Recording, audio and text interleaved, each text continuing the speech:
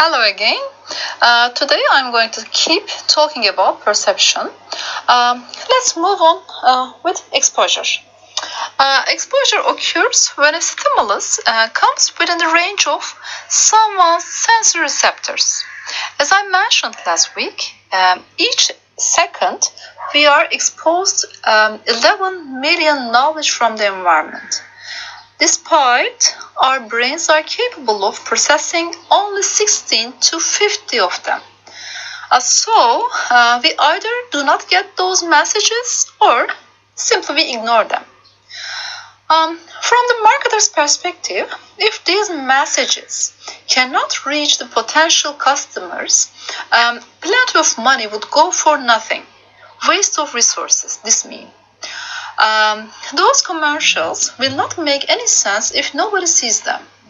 And there's an expression about it. The best place to hide a dead body is, the page 2 of Google search results. Because nobody checks the second page. Thus, he or she couldn't get the message. There are some key terms about exposure. Sensory threshold is a point at which it is strong enough to make a conscious impact in his or her awareness. So there is an individual threshold that is filtering environmental stimuli for us. And a message should pass our threshold to be exposed. There are plenty of factors affecting this filter. Our physical body, psychology, situation, the severity and density of the message, and so on. The science of psychophysics just focuses on how people integrate the physical environment into their personal subjective worlds. Another term related with this topic is absolute threshold. It refers to the minimum amount of stimulation a person can detect on a given sensory channel. A very good example for this threshold is about highway billboards. If it takes 12 seconds to read, for example, but instead the company put the message where people can read 4 seconds at most, it will or they will make it ineffective. We call the minimum difference we can detect between two stimuli as just noticeable difference, j.n.d. Actually, marketers expect the changes they made with the products, which works against the consumers, not the company, not to be noticed, while they expect when these changes in favor of customers to be noticed, highly noticed by them. When they increase the prices of a standard room or decrease the ingredients of the package tour, of course they wish and will make effort not to pass over the threshold. Another important thing about exposure is subliminal messages. Most of the people believe they are exposed subliminal messages somehow. And here, subliminal perception refers to a stimulus below the level of the consumer's awareness. Consumers or marketers claim that some messages which are literally not passing their threshold, sensory threshold, somehow affect their purchase behaviors unconsciously. This dates back to 50s. A guy named James Vickery claimed that he embedded the words of drink Coca-Cola, eat popcorn, while he was playing a movie on his movie theater. Thus, Coke sales, he claimed, Coke sales increased 18% and popcorn 58%. Afterwards, he admitted that he made this whole up. And further studies actually found no evidence to support this subliminal perception issue. But still, many people believe this occurs. Remember, I mentioned before that recent studies showed us banners which we were not aware of affect us unconsciously. But here, the case is different. Those banners, those commercials are not hidden. Instead, they are apparent and flashing most of the time. The point is, we just ignore or choose to ignore them, or really we don't notice since we are very focused on something else. I personally do not see exposed messages. I know I should, since I teach marketing and consumer behavior, but when I focus on something, I just don't see the rest. And of course, many of them, my personalized commercials, coming from Google algorithm. Okay, second stage is attention.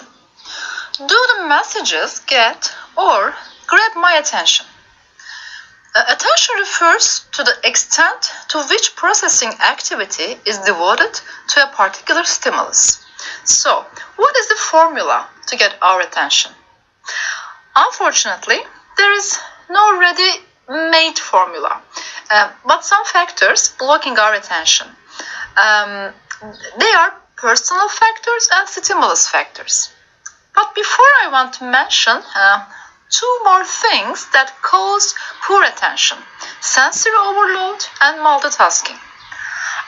Actually, it is obvious that we were getting fewer messages in the past when we compared with today. A possible reason we live in an information society, yes, but most of them come from commercials, and this leads us sensory overload, which will block our senses.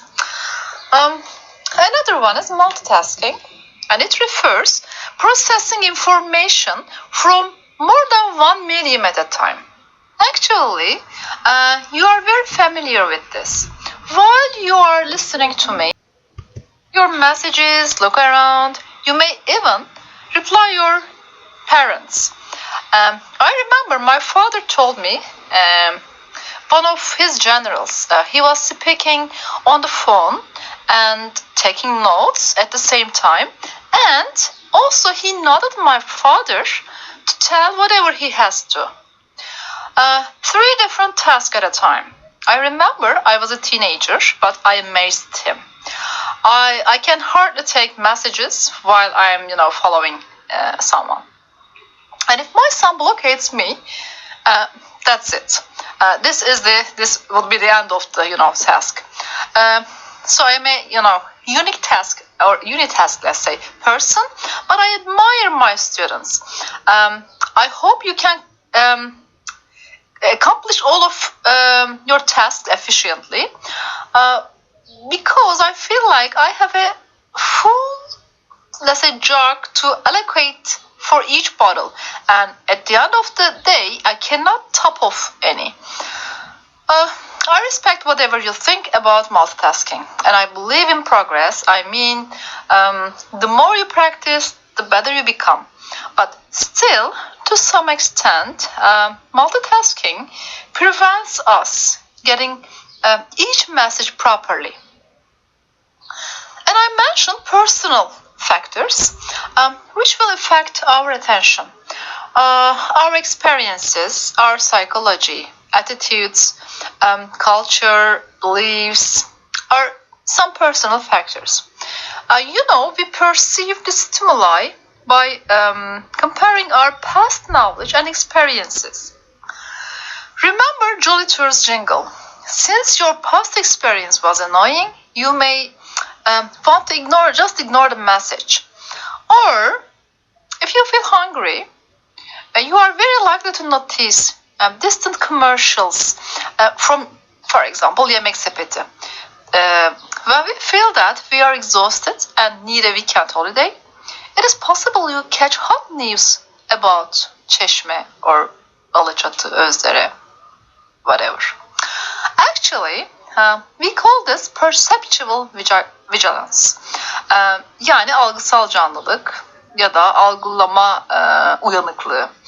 In short, we're more likely to be aware of stimuli that relate to our current needs. We have another term on the flip side of perceptual vigilance. It is perceptual defense. This means that we don't see what we don't want to see. We just blockade our senses and explains why we just ignore, for example, jolly ads. No more ads. On the other hand, if we no longer pay attention to a stimulus because it is so familiar, we call this adaptation.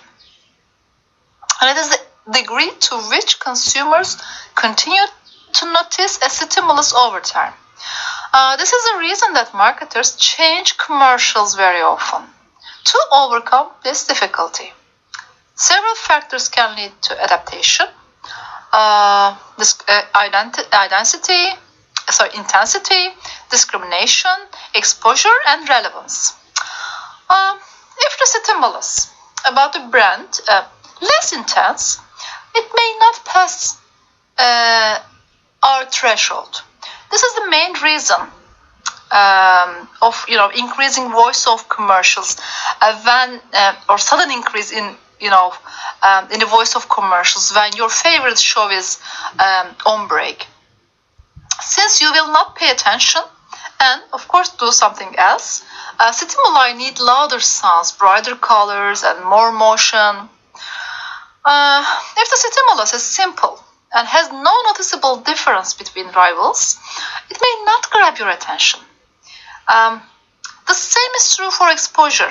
When we are not exposed enough, it fails to get our attention, and of course adaptation will occur. But we are exposed way too much of it. If we are exposed, then you will remember that term, whereof will occur. They both are unintended consequences, outcomes, but at least more exposure will, lead brand awareness. Maybe too much brand awareness, but that's okay.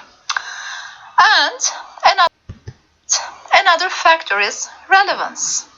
As you very well know, if a stimulus is irrelevant to our needs, desires, etc., why shall we pay any attention to them? We have also stimulus selection factors. In addition to the individual factors, characteristics of the stimulus itself play an important role on our attention. Thus, marketers should pay enough attention to get better results. These factors are size, color, position, and novelty. If something is new, it grabs more attention. And as I said before, this is one of the main reasons to refresh commercial time to time. Detergent brands mostly use this tactic. They claim now their products are new, brand new, newest, etc. Even restaurants use novelty. In London, for example, some restaurateurs close their outlets and open new ones in new places with different ethnic themes, and therefore they can attract more diners by getting benefits of novelty.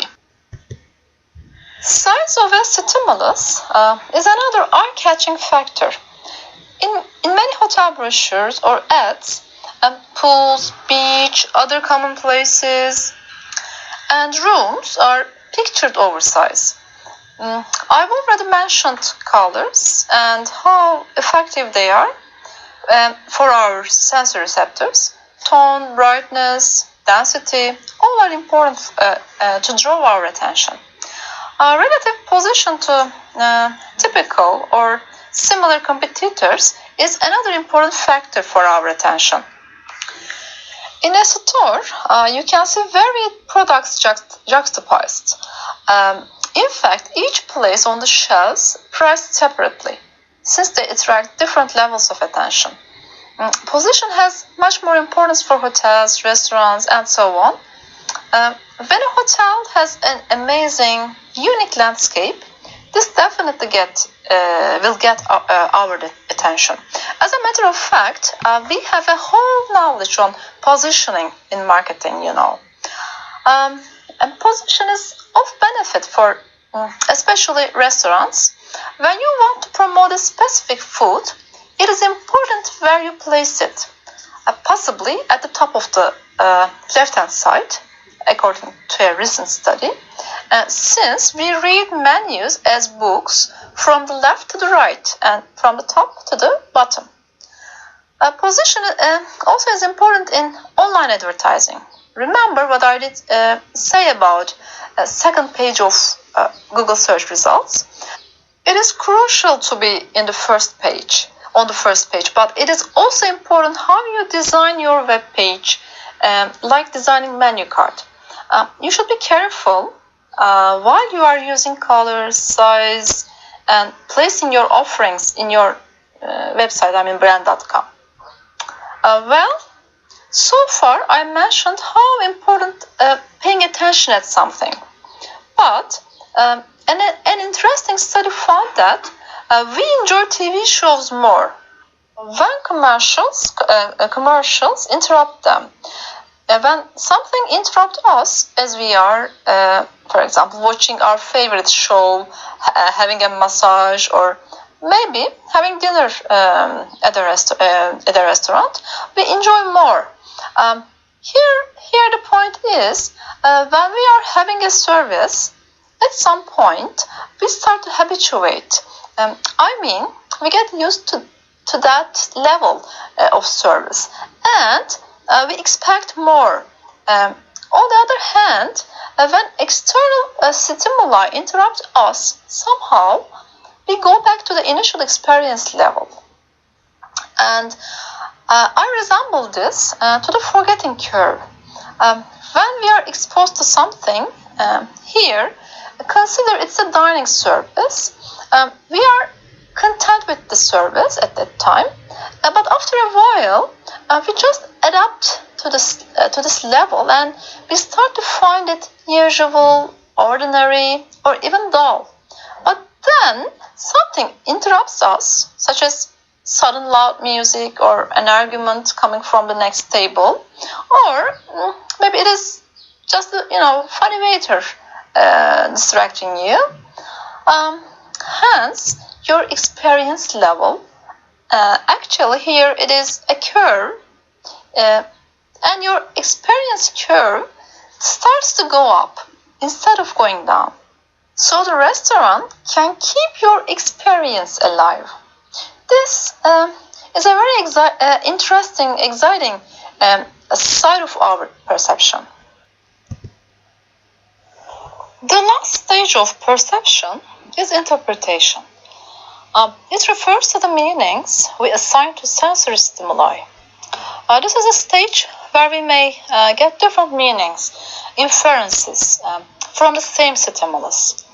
The first stage was about our sensory thresholds and whether that stimulus would pass or not. At the second stage, we have learned that our attention could be different because we have individual characteristics influencing our attention, and stimulus or stimuli had their features. And those characteristics were filtering our attention. Now, we know that because simply we are different, we think, feel, and behave another way. As I mentioned before, we are 6.5 billion people sharing this planet. We have different names, cultures, languages, ages, genders, sizes, places, and because of nearly a billion things, we interpret the same data as the way we do. We simply look at the same color, and it gives us joy, heart pressure, comfort, mourning, hope, faith. Or we look at the same brand logo and may get complicated feelings, like some kids who ate McDonald's French fries served in a McDonald's bag and thought they tasted better than those who ate the same fries out of a plain white bag. Some other factors are affecting our perception. According to Gestalt psychology, our brains tend to relate incoming sensations to others already in memory, based on some fundamental organizational principles. So, we organize and reinterpret the stimuli based on our past experiences. A Gestalt word comes from the German language and refers to whole, pattern, or configuration. There are several laws in this accord.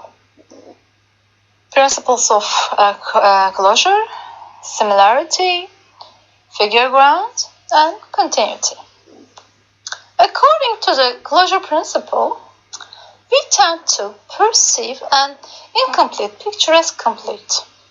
As you can see in the picture, brands mostly use this strategy to encourage customer participation. When we see IBM's logo, our brain will unconsciously fill in the gaps to complete the shape of the letters, to make it readable. Another Gestalt principle is similarity. Hence, consumers tend to group objects that share similar physical characteristics. The best example might be Audi's new challenge, 4 Rings Challenge. In this challenge, Audi wants to make its customers to be a part of its marketing efforts and to contribute their brand image. You can see in this video.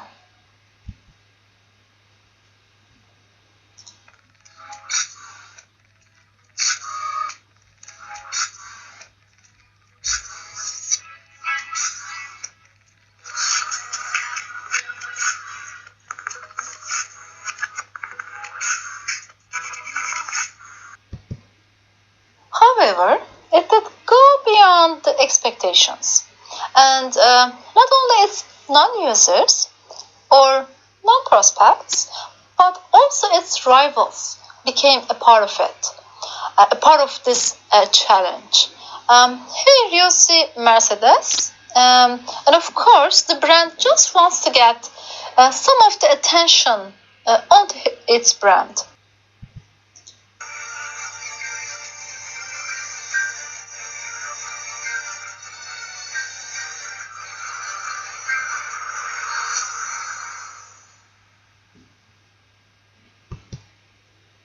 This is off topic, but still important for marketing and consumer behavior. Another principle is figure ground principle. Human eye can differentiate an object from the surrounding.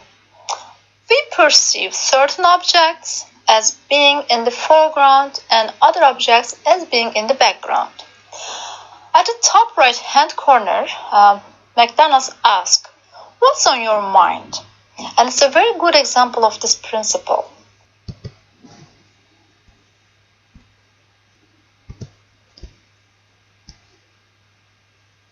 The principle of continuity refers to whenever our eyes begin to follow something, they will continue to travel in that direction until they encounter another object.